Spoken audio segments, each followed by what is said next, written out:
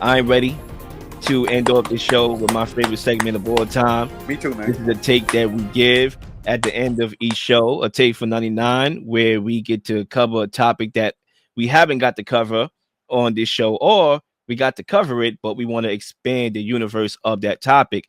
And Cuzzo, I believe I would like to go first here. Hit it, man. And I want to go back to the NBA for this one. And I mean, look, more money, more minutes, more problems. Okay. Oof. All right. More minutes, more problems. Will Tom Thibodeau wear his Knicks out before the playoffs? And look, we know the theme when it comes to Tom Thibodeau, right? Which is the amount of minutes that he plays his guys on a nightly basis. This goes back to his team in Chicago when Derrick Rose tore his ACL in 2012, despite Chicago being up 12 with less than 2 minutes left to go in the game. And that narrative has followed Tom Thibodeau all the way to the Knicks, as Mikal Bridges currently leads the league in minutes. Josh Hart is second in the league in minutes. OG Anunoby is third in the league in minutes. And Jalen Brunson is fifth in the league in minutes. The only reason why we can't add Karl Anthony Towns to that list is because he missed multiple games. Now, let's be fair for context here. The Knicks don't have the best depth on the roster. McBride has been dealing with injuries. We are missing Mitchell Robinson's presence on the interior. But I compare these things in retrospect to things that I hate about the league, like load management, right? Because it's like we walking in a conundrum here. Would you rather the 76ers style of basketball when you have the best player on the team and Joel Embiid dressed up in street clothes every single game? Would you rather that? Or would you rather your guys playing, whether or not they playing 1,000 minutes? Okay, is it, what would you rather? I think I'd rather that, okay, than Joel Embiid being on street clothes. Absolutely. But no excuses. Tom Thibodeau has to find the right balance. There's no evidence that load management works in the NBA. And there's no evidence that playing your guys crazy amount of minutes per night works either. So in closing, I just hope that more minutes won't lead to more problems come playoff time for the New York Knicks. And that's my take for 99. Oh, that's a great take. Thibodeau, historically, like you said, wear his players down, not just in the game, but also in practice, right? Yep. He believed in going so hard. And listen, like you said, cousin, I don't want to see players on street clothes, right? But you got to be very strategic in how you give your star players rest, right? And there comes a time where, you got a 15-point lead, right? You can get them some rest. Oh snap! They got cut down to 7, got turned down to 8. Get them back in there, or whatever the situation may be, or alter rest them. Rest one star player, leave 2 out there, bring them 2 off, bring 1 back out there. You got to figure out how to interchange them to make sure all of them get rest. It's impossible that they should be 1, 2, 3, and 5 in minutes in the NBA. How you got the 5 top players minutes in the NBA and 4 of them on the same team? Yep. Now Thibodeau got to do something about that. That right there, that's an indictment. When you read off those stats, I didn't know those stats, but when you read those stats off, I was like, okay, wait a second, this is embarrassing. Number 1, number 2, number 3, and number 5. Are you kidding me? And Mikal Bridges is known to be Iron Man. This guy, he doesn't miss games in the NBA. And if that start to change, it hasn't already. He's been dealing with what he's been dealing with it. Then that narrative is really going to be put on the microscope, even though it already is, even further, because we have normal, healthy guys like a Mikal Bridges. We know OG Anunoby is a little bit injury prone, obviously, so that worries me as well. Jalen Brunson, for the most part, is healthy, but he's undersized, so injuries could accumulate. But knock on wood, we're not going to pray for that to happen, obviously, as a Knicks fan. So Karl Anthony Towns, we know, injury prone as well. So there is a lot of worry. Zay had to take for 99 a couple weeks ago where he expressed his concerns about the Knicks as far as a basketball team as a whole. But me, I'm more concerned with the minutes right now. Yeah, listen, man. We'll see what happens. Like you said, man, he ruined D Rose's career. I agree. Me being a Bulls fan. So D Rose, like you said, in the playoffs, up 12, 2 minutes left. We know what happened. So, yeah, Thibodeau, you got to fix that problem, man. It's been following Thibodeau his entire career. All right, so the mic is yours. Let me get on deck.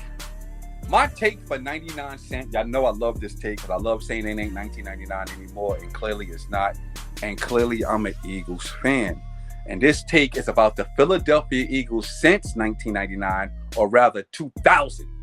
It's the best ran organization, the most successful ran organization in the NFL. No, we didn't win the most championships. We leave that to New England. No, we didn't win as many championships as Kansas City. But I'm going to make the argument we still have the best run organization in the NFL since 2000. Why?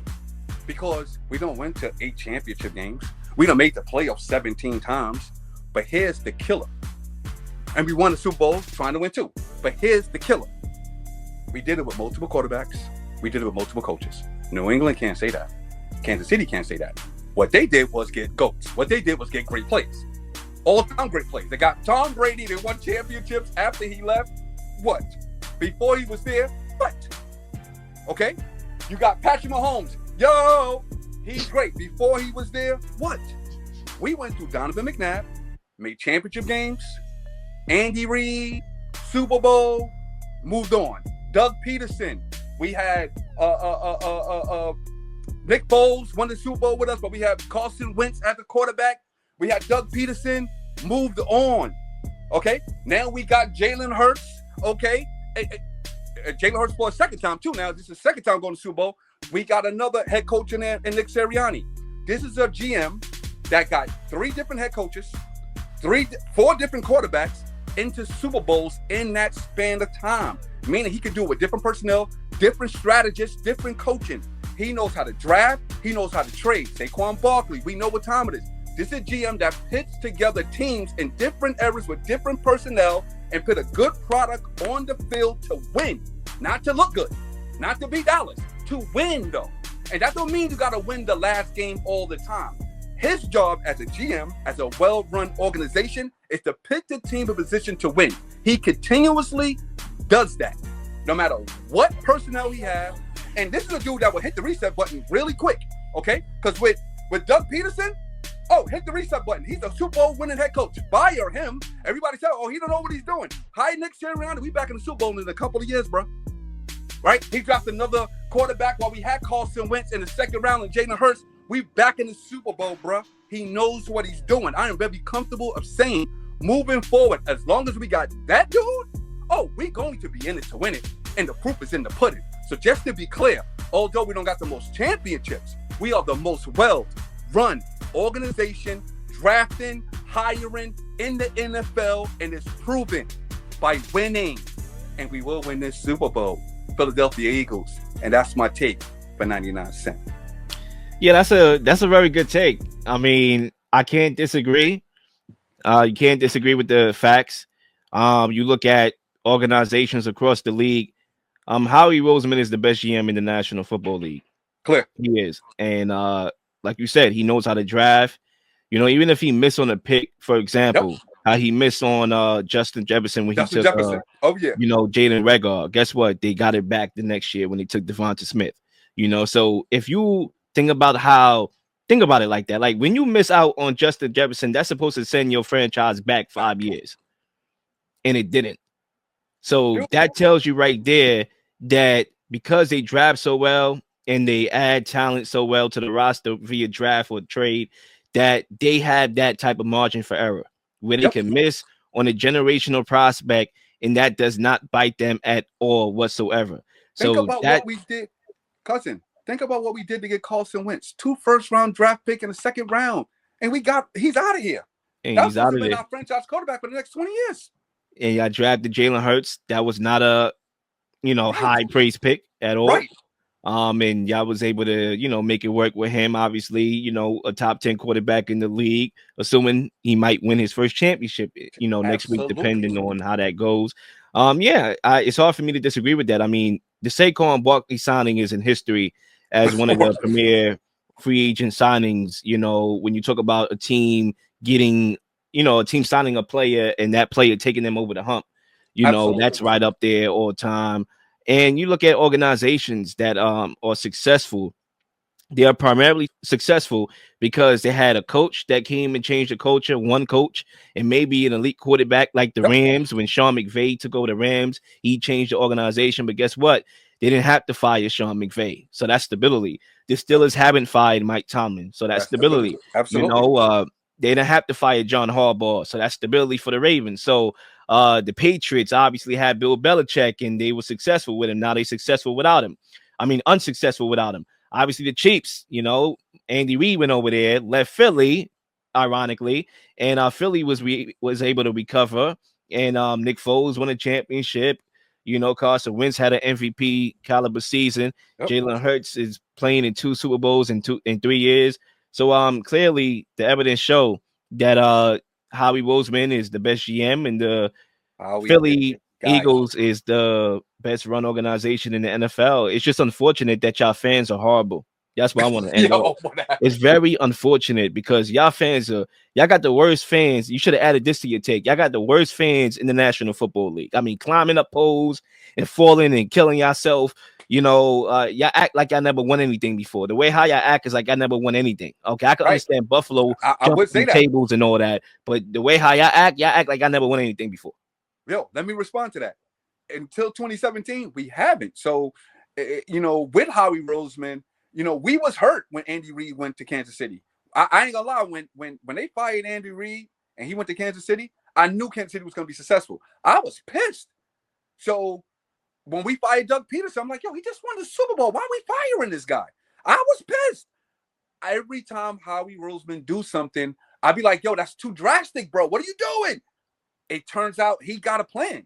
His vision is so next level that I can't even see what he's doing. And for some reason it works. I mean, just look at the young talent we just drafted in the draft just the last couple of years, from Jalen Carter to Quinyon Mitchell to Cooper Regine. Like, just look at these players that he's just picking out. You know what I mean? Like, it's phenomenal. It's a phenomenal. And some of these players are like clear slam dunk, you know, signings. It's not like he's reinventing the wheel.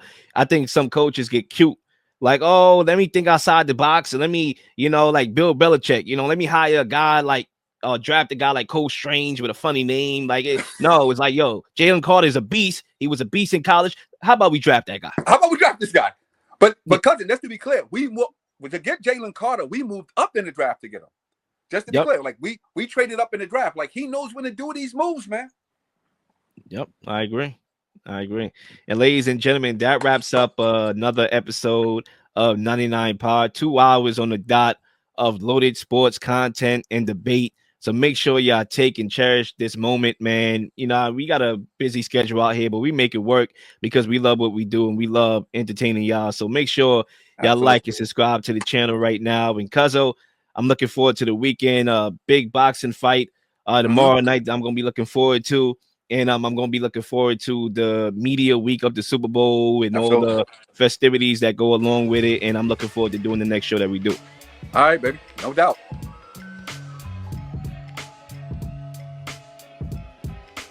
Please like and subscribe for all the up-to-date content. We've been slinging shows left and right, slinging content left and right. Please don't miss anything. If you do, like, subscribe, leave a comment, leave a question, something you may want to answer, something you may have. All ideas are great ideas. Nothing's a dumb question.